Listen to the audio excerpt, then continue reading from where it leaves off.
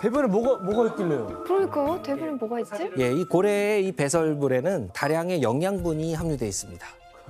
이게 이제 바다 표면 근처에 살고 있는 식물성 플랑크톤의 먹이가 돼주는 것이죠. 우와. 대변을 보는 것만으로도 지구를 도와준다니까. 저희도 배설만 해서 지구를 하나 막을 수 있다면. 그럼 혹시 저희 대변도 도움이 될까요? 그러면 잠깐만. 앞으로 바다에다 똥 싸게요? 바다에다 싸야겠는데? 아니 바다를 위해서요. 그러니까 이 고래가 건강하게 살아있는 것만으로도 지구에 큰 도움이 되는 것이죠. 너무 기특하다. 앞으로 모든 인간들도 고래 잡으면 안 되겠어요. 당연히 안 되죠. 보호해야죠. 태어나서도. 네, 그런데 안타깝게도 전 세계 고래 숫자가 지난 100여 년 사이에 급격하게 감소했습니다. 그러지 마. 약 100년 전까지만 해도 고래의 개체 수는 무려 400에서 500만 마리에 달했었는데 이 정도 숫자면 한 해에 약 2억 2천만 톤의 탄소를 흡수해서 해저로 운반해주는 역할을 하는 겁니다. 이거는 현재 한국이 연간 온실가스 배출하고 있는 양의 약 3분의 1 정도에 해당하는 엄청난 양이죠. 하지만 고래는 현재 그 숫자가 감소하면서 2019년 기준으로 약 130만 마리 정도가 있다고 추산되고 있습니다.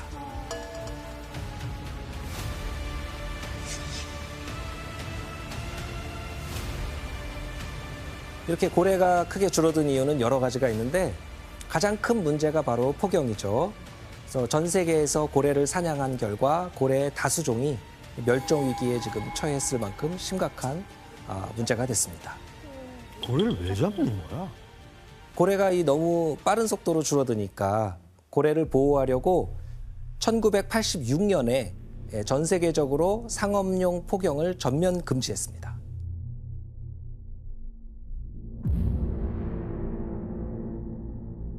일본이 상업적인 목적의 고래잡이를 재개하면서 개체 수가 급격하게 줄어든 일부 고래종들이 멸종 위기에 처할 거라는 우려가 높아지고 있습니다.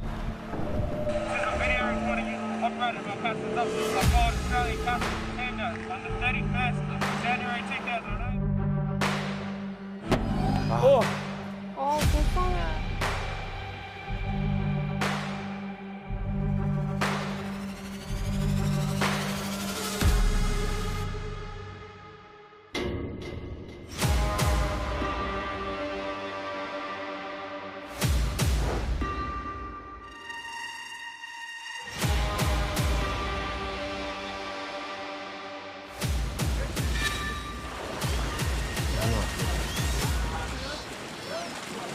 여기는 유럽인데 정통적으로 하는 곳이거든요. 정통 백불 정통이야.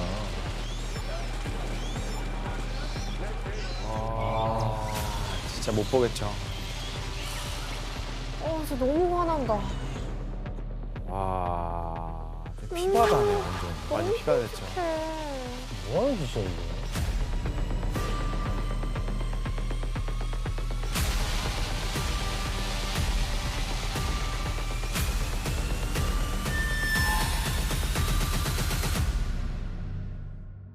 이렇게 폭염으로 크게 줄어든 고래는 바다의 수온이 상승하면서 개체 수가 더 감소하고 있습니다. 고래는 크릴새우나 플랑크톤 같은 이런 작은 물고기들을 먹이로 삼는데 수온이 높아지면서 생명체들이 자꾸 감소하니까 고래의 먹이가 줄어드는 것이죠.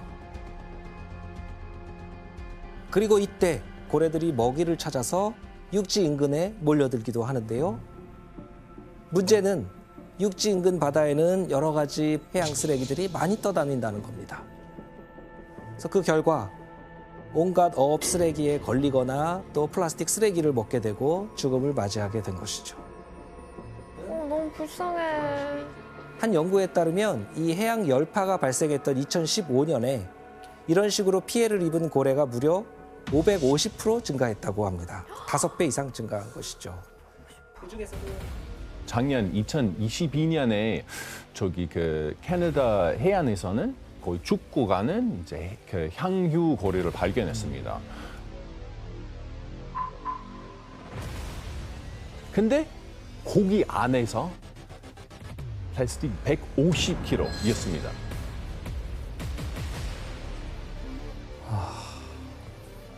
결국 지구에서 온도가 자꾸 높아지는 온난화가 진행될수록 전 지구적으로 고래가 더 많이 죽어가고 있다는 겁니다.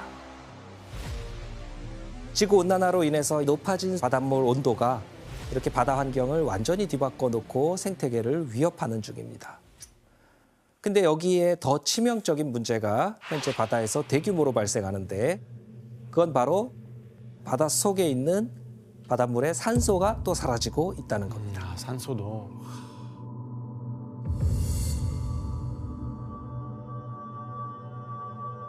바닷물 속에는 이 물 속에 녹아있는 산소도 있는데 수온이 높아지면 이 녹아있는 산소 양이 적어지게 됩니다. 왜요? 보통 우리가 냉장고에서 꺼낸 그 시원한 사이다를 밖에 놔두면은 미지근해지면서 금방 탄산이 빠져버리잖아요. 네. 그렇죠. 같은 원리로 바닷물의 온도가 높아지면 이 물에서 가지고 있을 수 있는 산소 양 자체가 줄어드는 겁니다.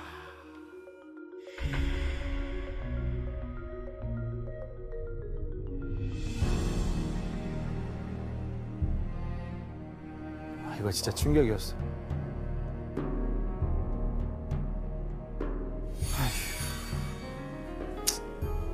끔찍하다. 물고기들 대부분 산소가 줄어드니까 결국 생명이 살 수 없는 죽음의 바다로 변하게 되는 겁니다. 벌써부터 산소 부족으로 이렇게 죽으면 어떡해? 그래서 이렇게 산소가 줄어든 바다를 죽음의 바다, 데드존이라고 부르는데요. 1960년대에는 데드존이 한 45군데 정도였다고 합니다. 그런데 지금 최근 2022년에는 전 세계 바다에 무려 700여 곳이 다 산소가 부족한 죽음의 바다로 돌변했다. 이렇게 파악이 되고 있죠. 죽음의 바다. 아직 파악하지 못한 데드존 수까지 합치면은 아마도 최대 1000곳 이상의 바다가 생명체가 살기 힘든 그런 죽음의 바다로 변했을 것이다. 이렇게 추정되고 있습니다. 이렇게 전 지구적인 바다에서 생명체가 점점 살 곳을 잃고 이렇게 내몰리고 있는 상태인데요.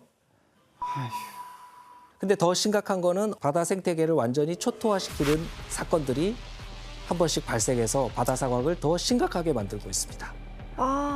진짜 엎친 데 덮친 게 없네. 그거는 또 어떤 문제일까요? 유효산. 네, 맞습니다. 석유가 유출돼서 원유가 이렇게 퍼져서 바다 생태계를 또 파괴하는 문제인데요.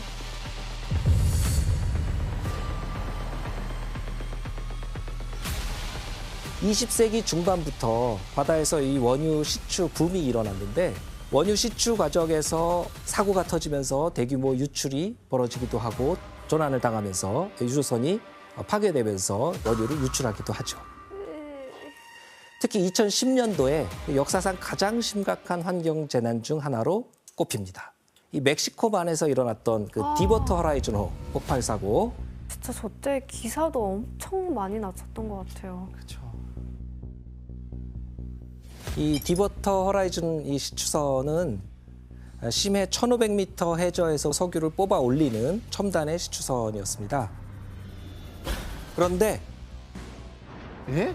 심해에서 이 메탄가스가 급격하게 분출되면서 해상에서 대폭발을 일으키게 됐죠. 당시 아파트 24층 높이까지 화재가 일어났는데 바다 불탄다. 화재를 잡으려고 소방 당국에서 이제 작업을 나섰지만 시추선이 결국 침몰하고 맙니다. 이때 1,500m 해저에 위치한 시추 파이프에 구멍이 생겨서 유출된 기름 양이 약 8억 리터 정도 된다고 합니다.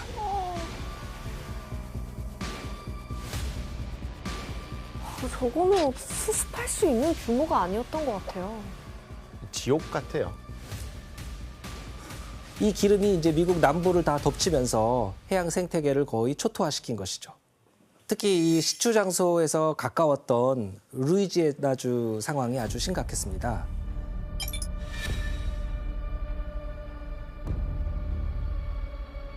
원유는 이제 기름이니까 끈끈한 막을 만들면서 퍼져나갑니다. 그럼 이제 공기가 통하지가 않으니까 바다의 산소량이 줄어들게 되고 바다 생물들이 자꾸 질식하는 거죠. 저거 어떻게 책임을 질 거야. 뭐야 바다 표범? 아, 펠리컨이잖아. 또 어떻게 살겠어? 너무 미안해. 또 씻을 수도 없고. 아, 진짜. 약 1000여 마리에 달하는 이 펠리컨들이 집단으로 죽음을 맞이하게 된 거죠. 바다에서까지 소금을 뽑으려고 그래.